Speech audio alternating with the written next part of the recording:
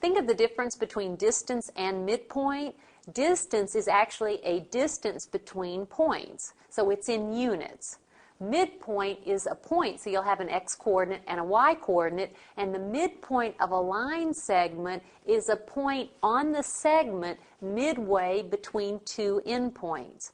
Since it's halfway, actually the x-coordinate of the midpoint will be the average of the x-coordinates of the endpoints, and the y-coordinate of the midpoint will be the average of the y-coordinates of the endpoints. So keep that in mind, and let's find the midpoint of the line segment joining these 2 points. To find the midpoint, the x value of the midpoint is the average of the x values of these points. So how do we find the average?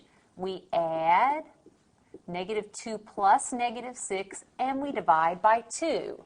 Then for the y-coordinate of the midpoint, it's the average of these y-coordinates. How do we find the average of 2 numbers? We add them, -5 plus 12, and we divide by 2.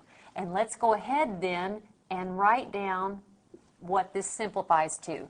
That's -2 plus -6, that's -8 divided by 2, that is -4. -5 plus 12, that's 7.